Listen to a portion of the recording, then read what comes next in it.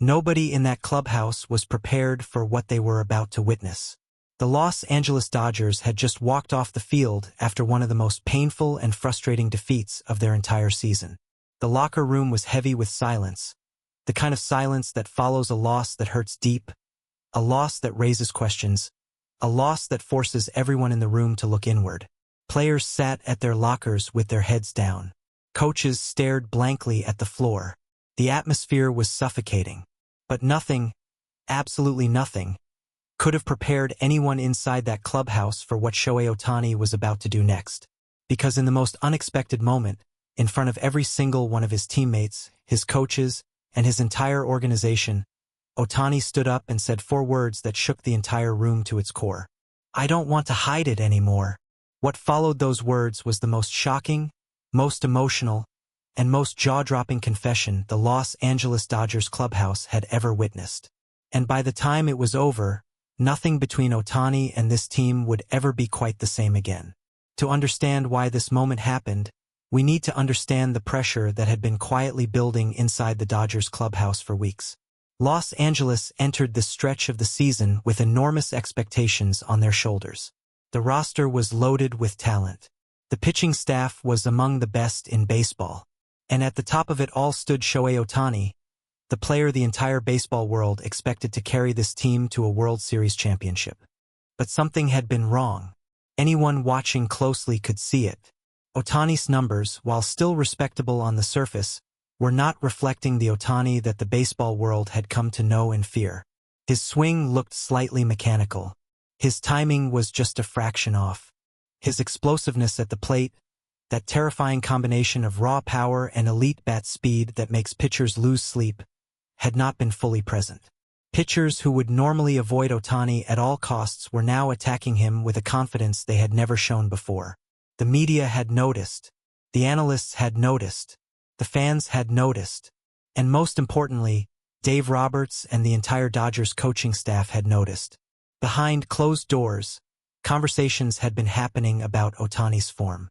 Private meetings had taken place. Adjustments had been suggested and attempted. But nothing seemed to be working. And with each passing game, the questions surrounding Ohtani's slump grew louder and more difficult to ignore. Then came this defeat. A game the Dodgers should have won.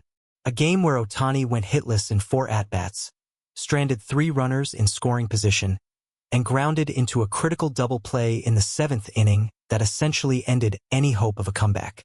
The Dodgers lost, and as they filed into the clubhouse afterward, the frustration, the confusion, and the tension that had been building for weeks finally reached its absolute breaking point.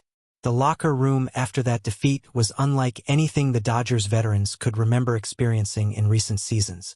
Normally after a tough loss, there is still some level of noise, players talking quietly, coaches moving around, the sounds of equipment being put away and showers running. But on this night, the silence was almost unbearable. Dave Roberts had not yet addressed the team. He was still in his office, reviewing the game with his coaching staff, his frustration clearly visible through the glass window that overlooked the main clubhouse area. Players could see him. They could read his body language. And every single person in that room knew that the conversation coming was not going to be comfortable. Freddie Freeman sat at his locker with a towel over his head. Mookie Betts was unlacing his cleats slowly, staring at the ground. Other veterans sat in similar postures, exhausted, frustrated, and deeply concerned about the direction things were heading. The mood was dark. The energy was suffocating. And then Shohei Ohtani, who had been sitting quietly at his locker in the corner of the room since returning from the field, suddenly stood up. He did not wait for Roberts to come out of his office. He did not wait for a team meeting to be called. He did not wait for anyone to ask him a question or give him permission to speak. He simply stood up, turned to face the entire room, and in a voice that was quiet but absolutely steady, said the words that nobody in that building will ever forget. "I don't want to hide it anymore." Every single head in that clubhouse snapped up immediately. Every conversation stopped. Every sound disappeared. Every eye in the room turned to Ohtani, and the expression on his face, completely open, completely raw, completely honest, told every person in that room that what was coming next was real. This was not a media performance. This was not a calculated move.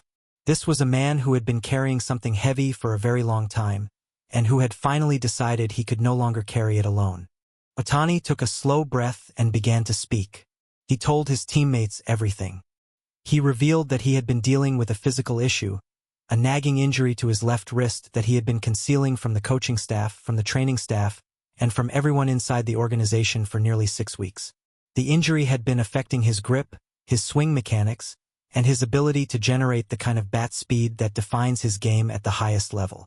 He explained that he had made the decision to hide the injury because he did not want to be a burden to the team. He did not want to sit out games during a critical stretch of the season. He did not want his teammates to feel additional pressure because their best player was compromised. He had convinced himself that he could manage it, that he could push through, and that eventually the pain would subside on its own. But it had not subsided. It had gotten worse. And with every game that passed, the gap between the Ohtani the world expected to see and the Ohtani who was actually stepping into that batter's box had been growing wider and wider. He looked around the room at his teammates as he spoke, making genuine eye contact with the men he had fought alongside all season, and told them he was sorry. Sorry for hiding the truth. Sorry for not trusting them with something so important. Sorry for putting his own pride above the transparency that a team needs to function at its best. The room was absolutely still. Several players later told reporters privately that they had never experienced a moment quite like it in all their years in professional baseball. The rawness of what Ohtani was doing, standing in front of his entire team and stripping away every layer of pride and self-protection to tell the complete truth, was something that moved every single person in that room. But not everyone in that room received Ohtani's confession with silence and empathy. Dave Roberts had emerged from his office during Ohtani's confession and had been standing near the doorway listening. As Ohtani finished speaking, the entire room instinctively turned toward their manager, reading his expression carefully. What they saw on Roberts' face was not the understanding and compassion that many expected. It was something else entirely. It was fury. Roberts stepped forward into the center of the room and pointed directly at Ohtani. His voice, when he spoke, was sharp and tight with barely controlled anger.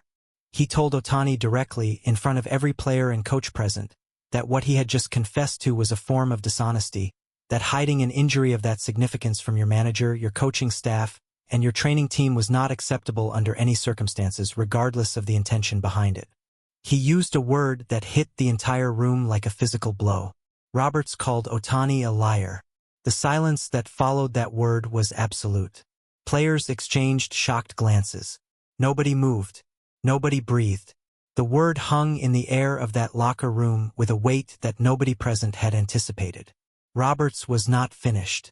He continued, his voice rising, telling Ohtani that trust is the foundation of everything a team is built on, and that by concealing this injury for 6 weeks, Ohtani had made decisions for the entire organization that were not his alone to make.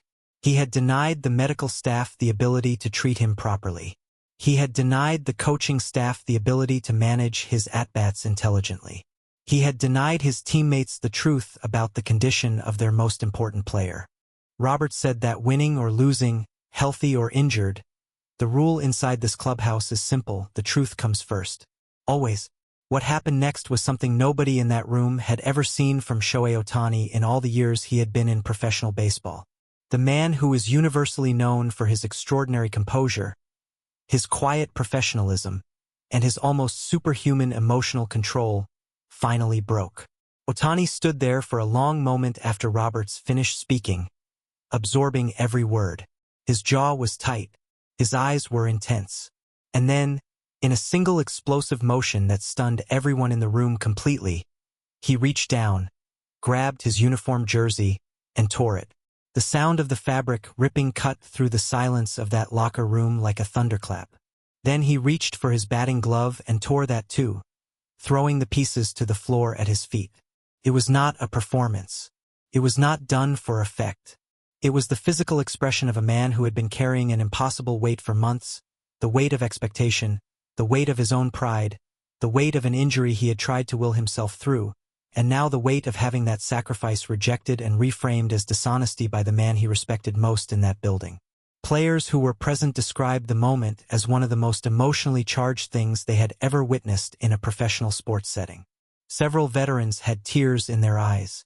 Others sat completely frozen, unsure of how to process what they were seeing.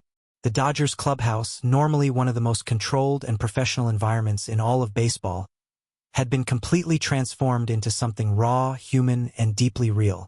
After the initial explosion of emotion, the room eventually settled. Roberts and Ohtani were escorted into a private office by the team's senior leadership, where a longer and more detailed conversation took place behind closed doors. Sources inside the organization confirmed that the conversation was difficult, honest, and necessary, and that both men ultimately came out of it with a deeper understanding of each other's perspective. The Dodgers medical staff immediately began a full assessment of Ohtani's wrist injury. Imaging was ordered, specialists were contacted, and a treatment plan was put in place. The early indications suggested that with proper treatment and careful management, Ohtani could avoid the most serious outcomes, but that continuing to play through the injury without addressing it would have eventually led to something far more damaging and potentially season-ending. Dave Roberts addressed the media the following day with a noticeably different tone. He did not walk back his frustration, but he acknowledged that Ohtani's intentions had come from a place of genuine dedication to the team. He said that the organization's love and respect for Ohtani was unconditional, and that what had happened in that clubhouse, as painful as it was ultimately a moment that would make this team stronger. Ohtani released a brief personal statement through the Dodgers communications team, thanking his teammates for their support and reaffirming his total commitment to this organization and to winning. He said he had learned something important about the difference between individual toughness and team trust, and that from this point forward, he would never allow his pride to get in the way of his responsibility to the people around him. It would be easy to look at this story and focus only on the conflict, the confession, the confrontation, the torn uniform, the word that cut through that locker room like a blade. But the deeper truth of this moment is something far more powerful and far more human than any of those individual elements. Shohei Ohtani hid that injury because he cared, because he wanted to be there for his team every single day, because the thought of letting his teammates down was more painful to him than the physical discomfort he was playing through. That is not dishonesty. That is the mindset of a competitor so deeply driven that he would rather suffer in silence than show any vulnerability to the people around him. But what happened in that clubhouse also revealed something even more important. When the moment came, when the weight finally became too heavy to carry alone, Ohtani stood up, in front of everyone, without being asked, without being cornered. He chose honesty over self-protection. He chose his team over his pride. And he did it in the most exposed and vulnerable way possible. That is not the act of a liar. That is the act of a leader still learning what true leadership looks like. And if the history of Shohei Ohtani has taught us anything at all, it is that when this man has something to learn, he learns it completely, and he comes back stronger than ever before. Thank you so much for watching. This was one of the most emotional and powerful stories we have covered all season. What do you think about what happened in that Dodgers clubhouse? Do you think Roberts was right to say what he said, or did Ohtani deserve more understanding? Let us know everything you are thinking in the comments section below. And if you want to stay connected to all the latest and most important stories from across MLB, make sure you subscribe to our channel right now and hit the notification bell so you never miss a single update.